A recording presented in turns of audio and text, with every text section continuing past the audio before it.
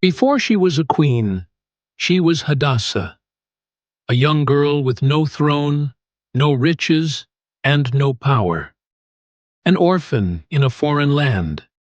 But the God of Israel was watching, weaving a story far greater than she could imagine. Mordecai, her cousin, watches her from a distance, concern in his eyes. A royal trumpet sounds outside. In the vast kingdom of Persia, a decree was sent forth. King Xerxes sought a new queen, and all the young maidens of the land were summoned.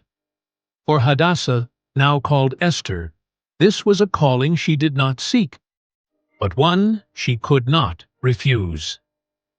Taken from the only home she had ever known, Esther entered the king's courts, a world of splendor, of power, and of hidden dangers.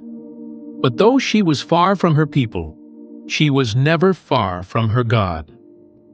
Inside, palace attendants bustle around.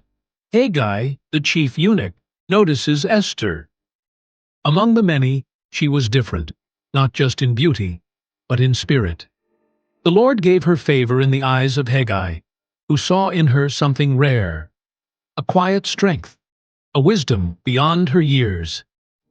Esther undergoes months of preparation, but at night she kneels in prayer, her heart seeking the Lord. She never boasts, never demands, but carries herself with grace. She did not chase the crown, but the crown, in time, would find her. Inside, the women gather in a grand chamber. Some whisper, some boast. Their eyes scan one another, rivals in a game they did not choose. But Esther did not see these women as rivals. She saw souls, each carrying their own fears, their own dreams. And in return, she was seen not for her beauty alone, but for something greater. Haggai, the chief eunuch, enters, his gaze sharp and discerning. He studies each woman, his expression unreadable. But when his eyes fall on Esther, something shifts. He steps forward. Haggai, curious but kind. What is your name, child? Esther, bowing her head slightly. Esther, my lord. Haggai nods, intrigued. There is no arrogance in her, no desperation, only quiet strength.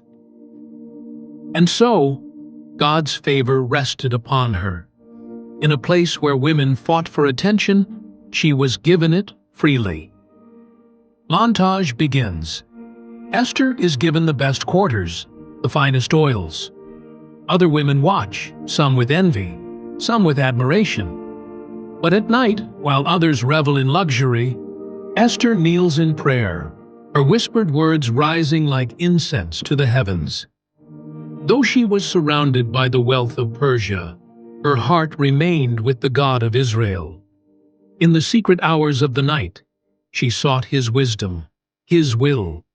She did not know what lay ahead, but she knew who guided her steps.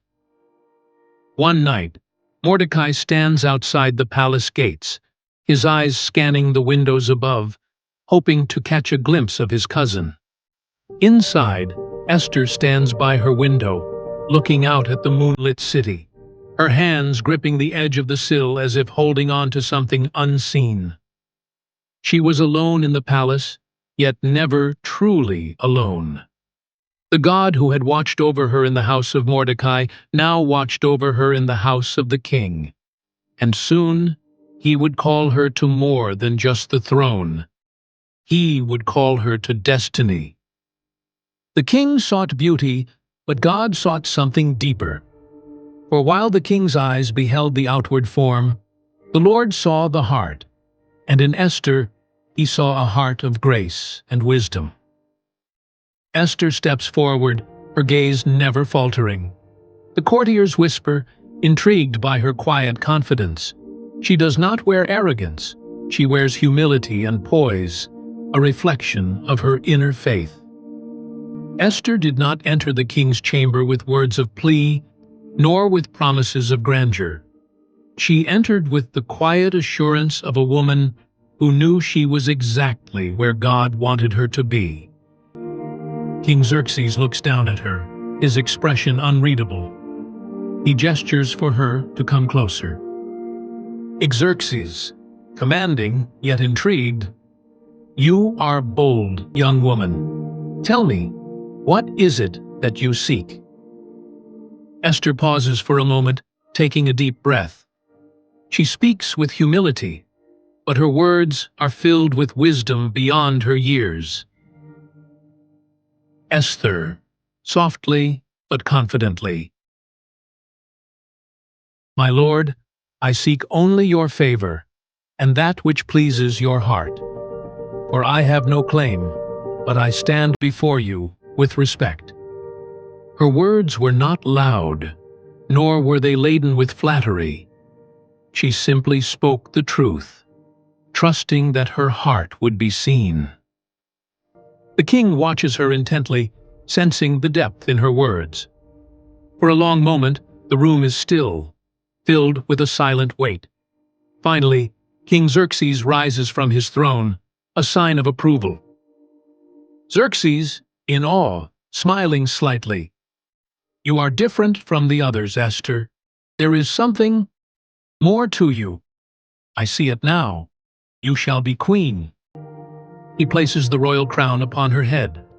The courtiers murmur with approval, but Esther remains steady, her heart still anchored in faith. She bows her head, humbling herself before God in gratitude. And so, the God of Israel, the one who had led her from the streets of Susa to the throne room of the king, revealed his will through a crown, an outward sign of the destiny she had yet to fully understand. She had not come to the palace to be admired, to live in luxury, or to sit in the comfort of a queen's court. She had come for such a time as this, to stand in the gap for her people. But the journey was just begun. A queen had been crowned, but a woman of faith had just begun her mission. The God who had brought her here would lead her through the trials to come.